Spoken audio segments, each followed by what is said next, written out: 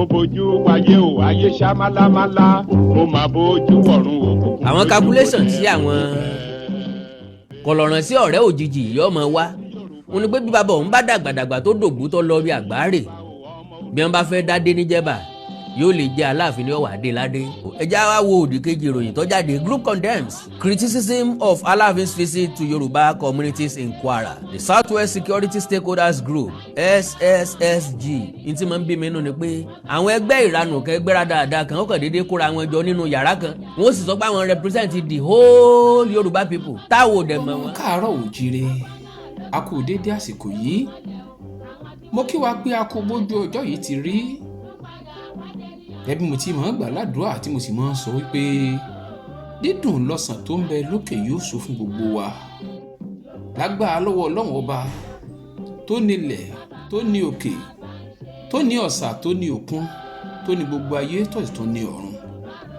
mo kí wa tẹ̀ṣọ́ mo kí wa talágbára gbogbo ọmọ Oòduà pátápátá gbogbo ọmọ Yorùbá níbikíbi tá a bá wà ní gbogbo mẹ́rin gbogbo àgbáyé mo kí wa o ẹ kú kalẹ̀ níbikíbi tẹ́ ẹ bá wà lágbára lọ́wọ́ Ọlọ́run ọba Olódùmarè ẹ̀yin tẹ́ ẹ wà lókè òkun ẹ ó kéré oko déré o láṣẹ Èdùmàrè. ọ̀rọ̀ kan tó ń lọ òun náà ni mo ní kí n wá síta láti wá wọ́káwá náà tiẹ̀ sọ díẹ̀ nínú ẹ̀ torí wọn ní àìsí ń bẹ òun náà ni àìbá wọn dá sí i lórí ọ̀rọ̀ Aláàfin Ọ̀yọ́ ọba Akínmọ̀wádé ikú bàbá yèyé tí wọ́n lọ sí ìlú Jebba láti lọ kí bàbá wa lọ́hùn-ún tó sì jẹ́ pé oríṣiríṣi àwọn awuyewuye iná ni ti ń bọ́ ta káàkiri tó jẹ́ pé àwọn ẹgbẹ́ kan tí wọ́n pera wọn lọ́mọ Ìlọrin tí wọ́n ń sọ wípé Aláàfin ò kọ́kọ́ wá láti wá gbààyè lọ́wọ́ ọba ṣé ọba ni ọ̀dà lọ́wọ́ olórí Fúlàní tó ń bẹ nílọrin tó ń jẹ́ Míà pé bàbá ò wá láti wá sọ pé tó mo dé o mo wá forí balẹ̀ o mo fẹ́ lọ sí Jebba o eléyìí náà ló ti mú oríṣiríṣi ọ̀rọ̀ jáde káàkiri àti rí àwọn ọ̀pọ̀lọpọ̀ àwọn akéwì tí wọ́n bẹnu àtẹ́ lu ikú bàbá yèyé ẹ ṣáà kú bẹ́ẹ̀ tí ń ṣe. nínú àwọn ọ̀rọ̀ yìí náà láti rí àwọn àgbààgbà kan nílẹ̀ Yorùbá tí wọ́n tako àbá àti ọ̀rọ̀ tí àwọn tó jẹ́ àwọn tán pera wọn lọ́mọ Ìlọrin tán ní kálàfin ó wá forí balẹ̀ láàfin Ẹ̀míà lọ́hùn-ún tí wọ́n sọ pé láyé kò gbọ́dọ̀ rí bẹ́ẹ̀ kò sì ní rí bẹ́ẹ̀ láéláé.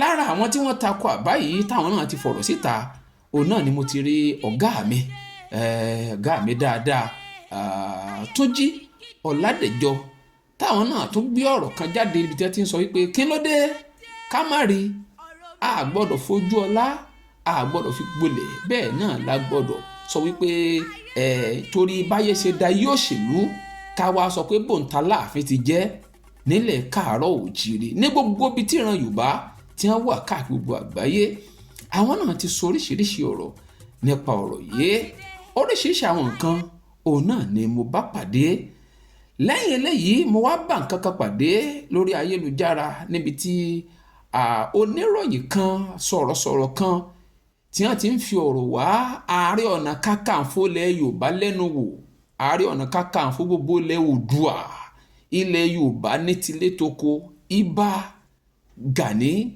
Abiodun Adams tí wọ́n ti ń fọ̀rọ̀ wá wọn lẹ́nu wò bàbá yìí sọ ọ̀pọ̀lọpọ̀ ọ̀rọ̀ akọni ni bàbá wọ́n sọ̀rọ̀ orí mi sí. 80% to 85% of Kwara State people were Yorubas. It's very clear. Our boundary stop at Jebba. The boundary of Yoruba stop at Jebba. So about 80 to 90% or 92% of the people of Kwara State, they are Yoruba people. In Kogi, we can say 30%, which are the Okun people. The Okun. From boundary of Ekiti and boundary of Ajowa to Ilokoja. Ilokoja is a community of Yoruba. It is not a community of Igala people. The name of Ilokoja is Ilukojo The community that the fishermen come and fish in the river Benue.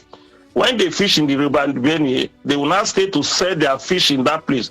People now come from different communities to buy fish in that place. So different communities to buy fish in that place. When they buy the fish, they now realize that we can still sell that fish around this place. So they started settling there, and majority of them that settling there, they are Oworo people. Oworo people own the land of Ilokoja. So the original name of Ilokoja is Ilukojo. The colonial master turned it with their pronunciation. Ilokoja. Ilukoja was translated Lokoja with their tongue. They started calling it Ilokoja. Ilukojo. That's the original name of Ilokoja, created by Oworo people. Oworo people are Yorubas. When you get to Ilokoja, the hill of Ilokoja, Oworo people are living there. There are still Oba Yorubas in that place. Unfortunately, our leader was less care. The Gala people have moved to get a court judgment against our people that they own that land. And our governor kept quiet. When you have your brother and sisters and forgot them where they are, definitely you are not a good leader.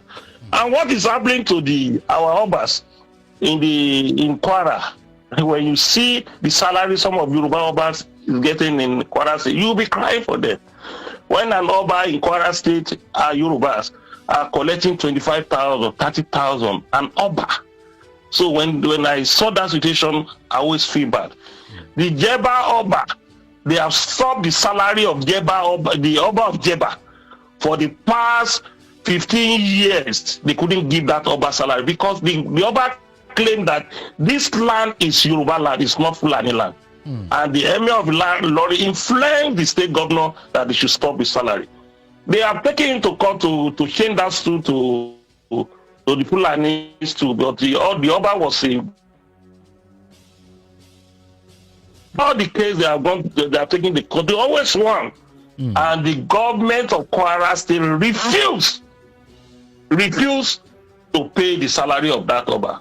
I think we have the president as a Yoruba person now. He should prevail on the governor of Kwara State. And the way Fulani are planning, they want to turn that state to complete state of the Fulani. Even I heard, maybe it's rumor or not, unconfirmed, that the governor have changed his government house to Ahmadu Bello government house. So what is Ahmadu Bello doing from Sokoto to Ilorin? Ilorin was created by Yoruba people. Laderin founded Ilorin. Laderin gave it to Pasi. Pasi give back to Alagbe. Alagbe give back to Afonja. That was the history. Laderin was an hunter. And he gave back to his son, a prominent son, called Pasi. Pasi gave it to Alagbe. Alagbe gave back to Afonja. Afonja was the Ààrẹ Ọ̀nà Kakanfò that came from Ilorin. He was a king of that community. So when Afonja was killed, it took Fulani almost 120 years before they now appoint. Firstly, they appointed Seriki Fulani. From Seriki Fulani, they realized Yoruba did not react. Seriki Fulani, they realized Yoruba did not react. They turned it to stylishly, around 1960, they turned it to Oba of Yoruba in Ilorin. When they realized Yoruba did not react again, they now turned it to Emir of Ilorin. It's not Emir of Ilorin from the Abinisho. It's a Seriki Fulani. From Seriki Fulani, after 40-something years, they turned it to Oba of Yoruba in Ilorin. After another 30 years, not even up to 30 years, they now turn it to Emir of Ilorin. And go to Ilokoja now. They have installed Emir of Ilorin, Emir of Ilokoja in that place for a long time. And the Kogi state governor played down the Yoruba-speaking area of Lokoja. Even the Oba was maybe fourth class grade. He's fourth class grade. They did not encourage it. And our governor is dining and whining with this governor. They should talk to them. Use political influence. If anything touch the Igbos in Yoruba land, in Lagos, you will see the Southeast governor, like 5 or 3 of them, to prevail on Sanwo-Olu that leave our people alone. The Lagos state government have tried to move Igbo from the Ladipo market to another location. But the governors of the Southeast always come to prevail on our governors. Even the Udokalu, who is not in power again, they will move and talk to our governor that please don't do this to our people. But our people will not replicate that to our people living outside the Southwest. So it's leadership problem. A leadership problem. When you go to Benin Republic too, you will see our Obas, Yoruba Obas, certain area in Benin, they are suffering. They are suffering. Our governor have to put this in their plan and their budget, at least to cushion the effect of your people living outside Southwest. If the colonial master done the damage, if the African partition, Berlin partition 1885 have done the damage to our people in Benin Republic, but at the same time, we have to correct the damage gradually so that we can bring our people together, our population can expand. We should be preparing for future. We don't know what will happen in future, so that we can have a larger Yoruba nation that will be governed, that will be respected all over the world. And even the scholar said Yoruba all over the world, we are almost 300 million. Do we work towards it? Did our leader work towards it? What of our people in Caribbean country? What of our people? What of the Ejigbo people who migrated from Egypt? Kábíyèsí Ọlọ́run Olódùmarè, Yorùbá wá já ronú wa wò. Àtẹ̀yìntẹ̀ sọ pé ẹ̀yin ṣe Yorùbá Oòduà níyín.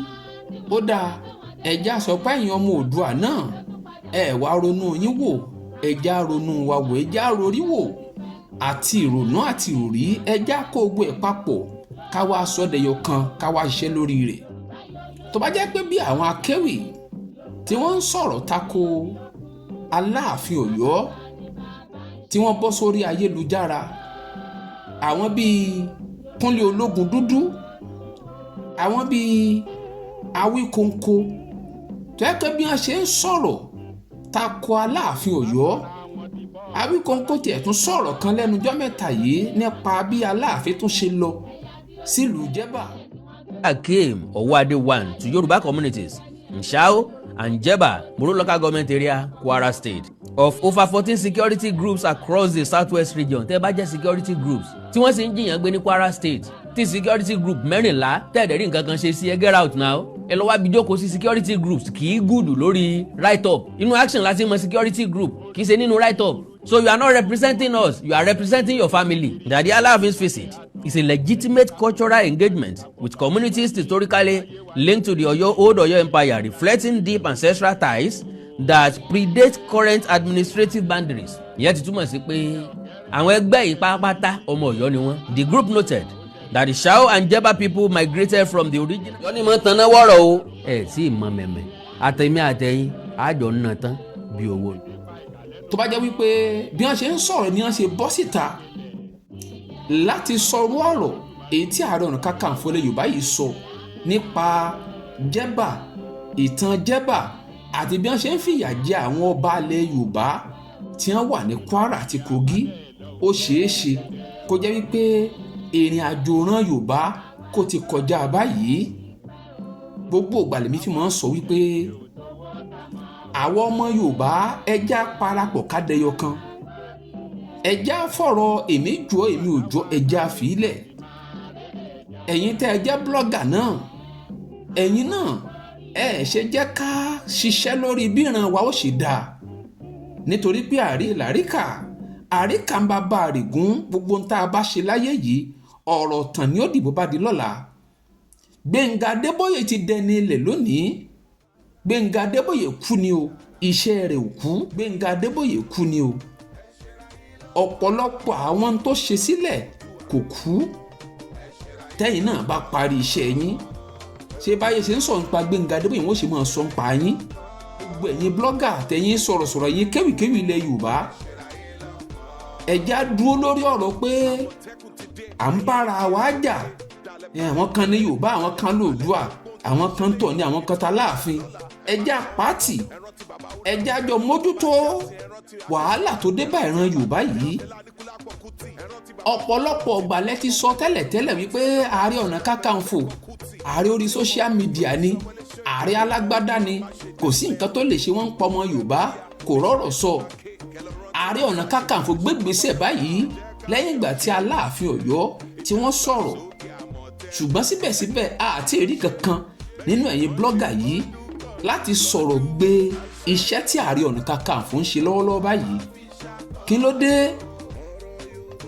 kí ló dé tá à ń ṣe báyìí tó jẹ́ wípé a ṣetán láti kọ́ ìlú wa bí ó ṣe pé ọ̀pọ̀lọpọ̀ òní ti gbé iṣẹ́ lé lọ́wọ́ láti bà ilẹ̀ Yorùbá jẹ́ ẹ má gbàgbé wípé orí ilẹ̀ ní gbogbo wa là ń tẹ̀ ilẹ̀ Yorùbá la sì ń tẹ̀ kódà ilẹ̀ Oòduà lè ń tẹ̀ orí ilẹ̀ tá à ń tẹ̀ yìí ilẹ̀ Yorùbá ni o ẹ má sì gbàgbé wípé